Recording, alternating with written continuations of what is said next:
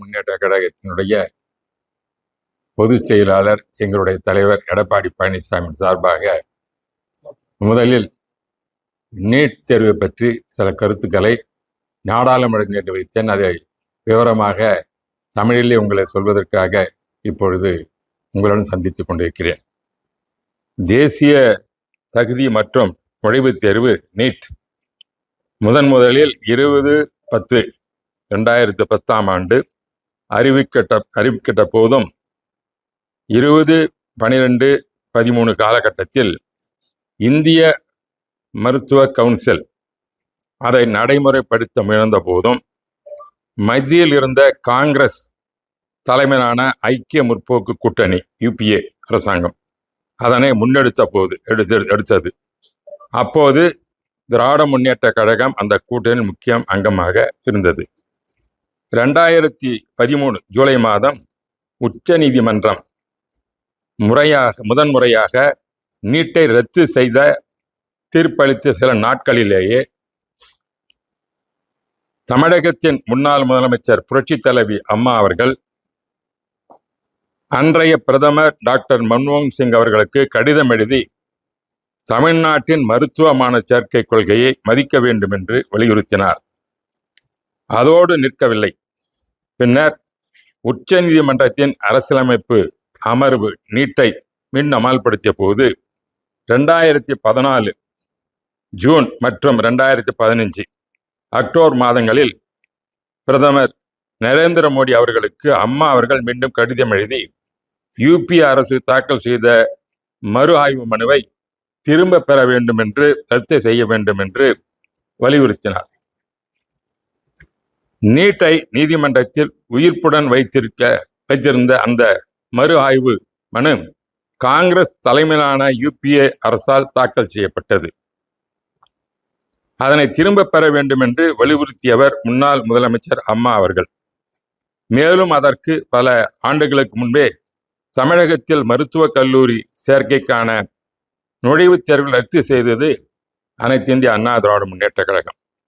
12ஆம் வகுப்பு மதிப்பெண்கள் அடிப்படையில் வெளிப்படையான நியாயமான மாணவர் சேர்க்கையை முறையை கொண்டு வந்ததும் அனைத்து இந்திய அண்ணா திராவிட அரசு ஆகும்.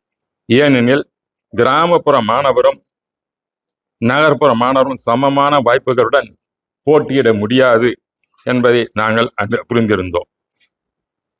2016 பிறகே அரசியல் சூழ்நிலை மாறியதும் மக்கள் எதிர்ப்பு அதிகரித்ததும் மாணவர்கள் தற்கொலை தமிழகத்தில் மனசாட்சி உலுக்கியதும் பிற கட்சிகள் திராவிட முன்னேற்ற போன்ற கட்சிகள் இந்த கோரிக்கையில் இணைந்தன. நியாயமான ஒரு கோரிக்கையை தாமதத்திற்கு எந்த கட்சியும் குறை சொல்ல விரும்பவில்லை.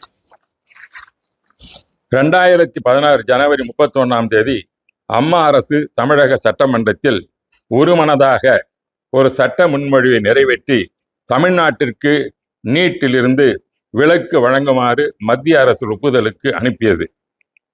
கொரோனா தொற்று பரவலுக்கு பிறகு 2020 ஜூலை 8 அம்மா அரசின் முதலமைச்சராக இருந்த திரு எடப்பாடி பழனிசாமி அவர்கள் மாண்புமிகு இந்திய பிரதமருக்கும் மத்திய சுகாதாரத்துறை அமைச்சருக்கும் கடிதம் எழுதி 2021 கல்வியாண்டிற்கான நீட்டுத் தேர்வை ரத்து செய்ய அவசர சட்டம் கொண்டு வருமாறு மருத்துவம் மற்றும் பல் மருத்துவ படிப்புகளுக்கு சேர்க்கையை 12ஆம் வகுப்பு மதிப்பெண்கள் அடிப்படையில் நடத்துமாறும் கோரினார். மேலும் இதற்காக இந்திய மருத்துவ கவுன்சில் சட்டம் 1956, பல் மருத்துவர்கள் சட்டம் 1948 மற்றும் தொடர்புடைய சட்டங்களில் தேவையான திருத்தங்களை மேற்கொள்ளுமாறும் கேட்டுக்கொண்டார். தமிழக அரசின் இந்த நிலைப்பாடு 2020 ஆகஸ்ட் 25 நடைபெற்ற மாநில சுகாதாரத்துறை செயலாளர்களின் காணொலி ஆலோசனை கூட்டத்திலும் எடப்பாடி பழனிசாமி தலைமையிலான அரசால் மீண்டும் வலியுறுத்தப்பட்டது. திரு எடப்பாடி பழனிசாமி அவர்கள் முதலமைச்சராக இருந்தபொழுது அரசு பள்ளிகளில் படிக்கின்ற மாணவர்களுக்கு மருத்துவ படிப்பில் சேர்வதற்காக 7% உள்ஒதுக்கீடு வழங்குமாறு வரலாற்று சிறப்புமிக்க சட்டம் தமிழக சட்டம் நிறைவேற்றப்பட்டது. கிராமப்புற மற்றும் ஏழை மாணவர்கள் மருத்துவ கல்வி கனவை நனவாக்கிய மிகப்பெரிய சமூக நீதி தீர்மானமாக அது அமைந்தது. 2017 முதல் 2011 வரை எடப்பாடி பழனிசாமி தலைமையில் ஆட்சியில் இருக்கும் பொழுது 23 மருத்துவக் கல்லூரிகள் துவங்கப்பட்டன. அதில் 11 மத்திய அரசின் உதவியுடன் நரேந்திர மோடியின் ஆதரவுடன் 11 மருத்துவக் கல்லூரி உருவாக்கப்பட்டது.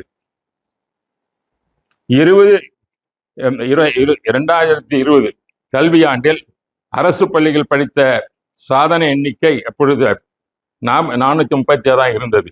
ஆனால் இந்த 7% மூலம் கொண்டு வருவதன் மூலமாக சுமார் ஆயிரக்கணக்கான மாணவர்கள் MBBS படிப்பதற்கு வாய்ப்புகள் கிடைத்தது. அதோடு எடப்பாடி அரசாங்கம் அறிவித்தபடி அந்த மாநில மருத்துவ கல்லூரியின் கட்டணத்தை அரசே ஏற்கும் என்ற திட்டம் இன்று வரை தொடர்கிறது. 2011 ஆண்டு திமுக ஆட்சி முடிந்த பொழுது தமிழகத்தில் 1945 மருத்துவ இடங்கள் இருந்தன. ஆனால் எடப்பாடி பழனிசாமி ஆட்சியிலே அது 5000க்கு மேலாக மருத்துவ படிப்பு கிடைப்பதற்கு எண்ணிக்கையில் உயர்த்தப்பட்டது. நமது முன்னாள் இந்தியாவினுடைய கல்வி அமைச்சர் தர்மேந்தர் பிரதான் அவர்கள் கல்வி மாஃபியாக்கள் மீது இந்த அரசு எந்த சமரசம் செய்யாது, ஒரு குழந்தையும் தனது கல்வியை உரிமை இழக்க அனுமதிக்காது என்று தெளிவாக கூறியிருந்தார். தட் இஸ் இங்கிலீஷ் சொல்லணும்னா, அவர் farmer Education Minister Sri Dharmendra Pradhan had made it clear that this government has no zero tolerance against the education mafias and will not allow a single child to be deprived of their rights என்பதை சொல்லியிருந்தார். நாடு முழுவதும் தனியார் பயிற்சி மையங்கள் கட்டுக்கடங்காமல் பெருகி வருவது மிகுந்த கவலை ஏற்படுத்துகிறது. இம்மையங்களில் பல மிக அதிக கட்டணங்களை வசூலித்து மாணவர்களுக்கும் பெற்றோருக்கும் கடுமையான பொருளாதார சுமையை ஏற்படுத்துகின்றன. தனியார் பயிற்சி மையங்கள் முற்றிலும் தடை செய்ய வேண்டும் என்பதுதான் அனைத்திந்திய அண்ணா திராவிட முன்னேற்றங்களுடைய கொள்கையாகும். ஏனெனில் அவைதான் கேள்வித்தாள் கசிவுகள், ஒழுங்கமைக்கப்பட்ட தேர்வு முறைகேடுகள் மற்றும் கல்வியின் வணிக வளாகமாக முக்கிய காரணிகள் ஒன்றாக மாறியுள்ளன என்பதை நான் மத்திய அரசிடம் பலதான் எடுத்து கூறியிருக்கின்றேன். ஆகவே இந்த கோச்சிங் சென்டர்ஸ் அபாஷ் பண்றது மூலமாகத்தான் இந்த விடைத்தாள்கள், இந்த கேள்வித்தாள்கள் கசிவை தடுக்க முடியுமே ஒழிய, நேற்று கொண்டு வந்த சட்டம் நல்லதாக இருந்தாலும் கூட அது முழுமையாக அதனால் செய்ய எந்த பலன் ஏற்படாது என்பது என்னுடைய கருத்தாக நான் கருதுகிறேன். காரணம், இந்த கோச்சிங் சென்டர்ஸ் பூராமே அவங்க தான் கமர்ஷியலை பண்ணி இந்த கொஸ்டின்ஸ் லீக் அவுட் பண்ணுறாங்க. இது குறித்து அதோட அதிக மதிப்பெண் வாங்குவதற்கு அதில் எதுவாக உருவாக்குகிறார்கள். இந்த பயிற்சி மையங்கள் கலாச்சாரத்தை மற்றும் தீய விளைவு, குறிப்பாக 11, 12ஆம் வகுப்பு பள்ளி கல்வியின் முக்கியத்துவம் படிப்பாக குறைந்து வருவதாகும். எல்லா ஸ்கூல்லும் பார்த்தீங்கன்னா +1 போன்ல பசங்களே இருக்கிறது கிளாஸில். எந்த இதிலும் போய் பாருங்க, எல்லாம் கோச்சிங் சென்டர்ஸ் தான் போகிறாங்க. அப்போ இன்றைய மத்திய அரசினுடைய எஜுகேஷன் பாலிசி 2020 மூலமாக பல சீர்திருத்தங்களை கொண்டு வருவது அரசு முன்வருகிறது, நரேந்திர மோடி அரசு. ஆனால் அதே நேரத்தில் இந்தியா முழுவதும், தமிழகத்தில் மட்டும் இந்தியா முழுவதும் +1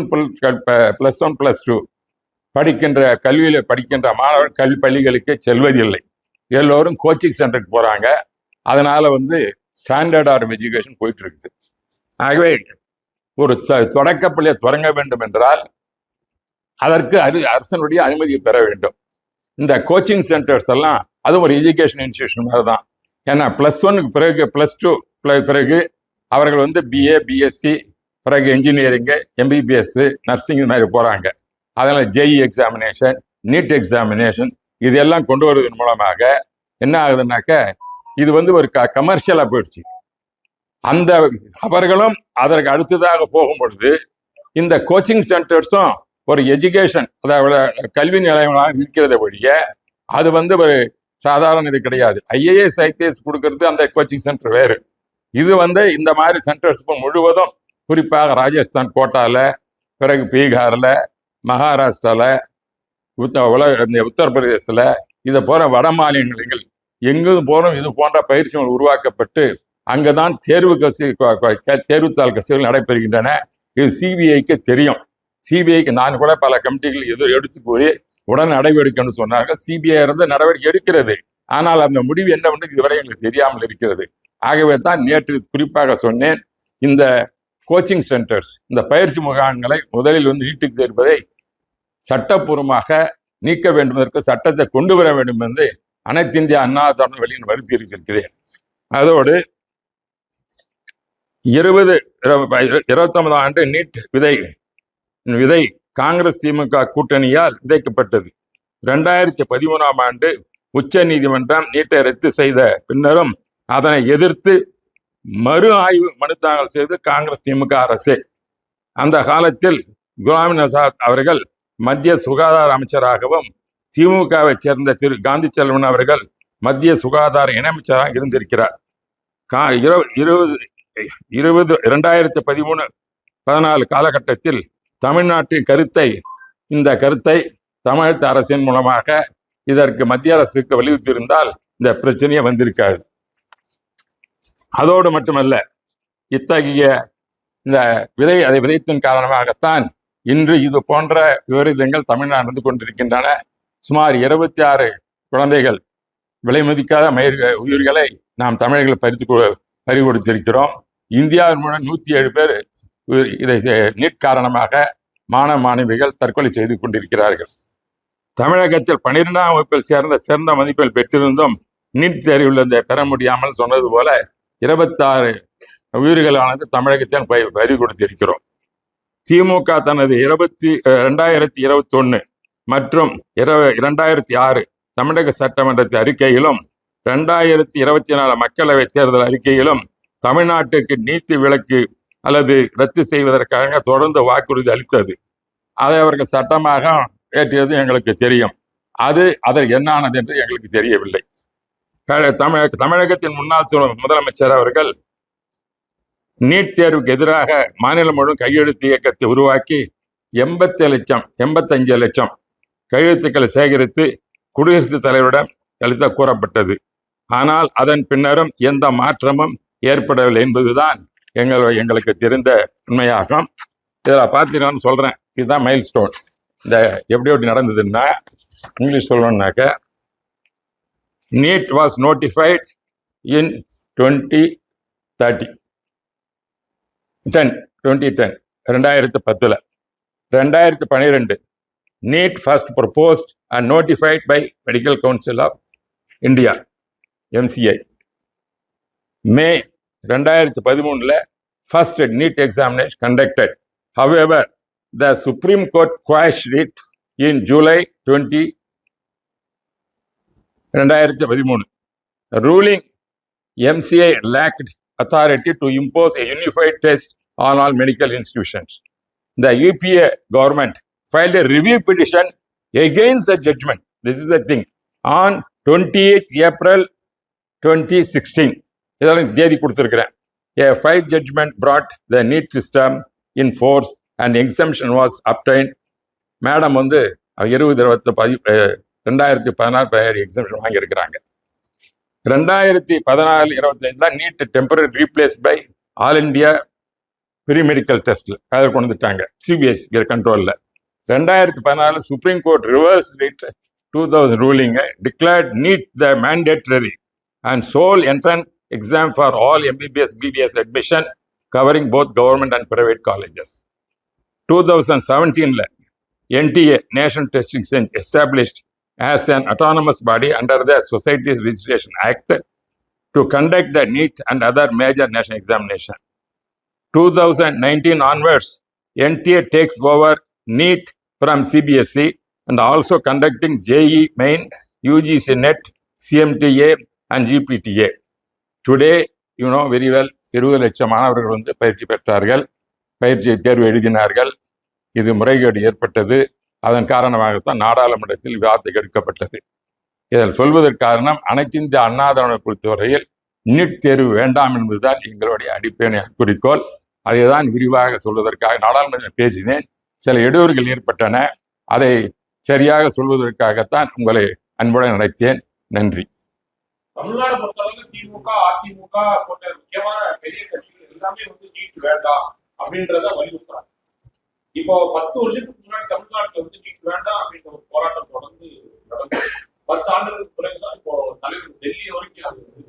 ஆனாலும் வந்து நீங்க சொன்ன மாதிரி 126 மாணவர்கள் வந்து உயிர் போயிருக்கு. ஆனாலும் மத்திய அரசு அந்த கவனக்குறைவா இருந்து நீட் கண்டிப்பாக தேவை என்ற அடிப்படையில் புதுசா ஒரு சட்டத்தை மசோதாவை கொண்டு இல்ல மத்திய அரசு. இதுதான் நான் வந்து நேற்று நான் பேசுவோம் வெளிப்படையாக அனைத்து இந்திய அண்ணா திராவிட கொள்கையான இந்த நீட் தேர்வு வேண்டாம் என்று வலியுறுத்தினேன். இது போன்ற சட்டங்கள் எல்லாம் வருவதன் மூலமாக இந்த தேர்வு முறைகளில் செய்து தடுத்துவிட முடியாது என்பதுதான் எங்களுடைய கருத்தும். அதற்கு நீட் தேர்வு தேவையில்லாத ஒன்று. காரணம், சுகாதாரத்துறை ஹெல்த் மினிஸ்ட்ரி ஸ்டேட் சப்ஜெக்ட். அந்தந்த ஸ்டேட் கவர்மெண்ட் தான் மெடிக்கல் காலேஜை கட்டுறாங்க, செலவு பண்ணாங்க. சென்ட்ரல் கவர்மெண்ட் கொஞ்சம் சப்சிடி கொடுக்குறாங்க. அது ஸ்டேட் சப்ஜெக்ட். அதே நேரத்தில் வந்து எஜுகேஷன் கன்கரண்ட் லிஸ்ட் இருக்குது, பொது வந்துருச்சு. அதுக்கு வந்ததுக்கு காரணம் இந்திரா காந்தி மாதிரி இது தன்னுடைய இந்த எமர்ஜென்சி பீரியட்ல அந்த சட்டத்தை கொண்டு வந்தாங்க. அதை சொன்னதுக்கு வரும்போது தான் எஜுகேஷன் கன்கரண்ட் லிஸ்ட் பண்ணாங்க. அந்த கன்கரண்ட் லிஸ்ட் இருக்கிறது மீண்டும் மாநில பட்டியலுக்கு மாற்ற வேண்டும் என்பதுதான் எல்லா கட்சிகளுடைய தமிழ்நாடு கல்வியினுடைய கொள்கையாக இருக்கிறது. அதை இந்த எப்படி அந்த அன்னைக்கே செஞ்சிருக்கலாம். ஏன்னா 18 வருஷம் திமுக மத்திய ஆட்சியில் இருந்தது, அதெல்லாம் விட்டுட்டாங்க. இப்போ அவங்களும் பேசுறாங்க, நாங்களும் ஒரு ஆண்டு இருந்தோம், இல்லைன்னு சொல்லலை. அப்பொழுது எல்லாம் வலியுறுத்தணும். ஆகவே இந்த கல்வியானது கன்கரண்ட் லிஸ்ட் இருந்து ஸ்டேட் சப்ஜெக்ட் வந்தாதான் இந்த நீட் எக்ஸாமை தடுக்க முடியும் என்பது என்னுடைய கருத்தாக இருக்கிறது. நான் சுப்ரீம் கோர்ட்ல எதுனாலும் சொல்லலாம், அதனுடைய சட்டத்தை அவர்களுடைய தீர்ப்பை மதிக்க வேண்டியதுதான். அதற்காக மாணவர்களை உயிர் பலி கொடுவது சரி.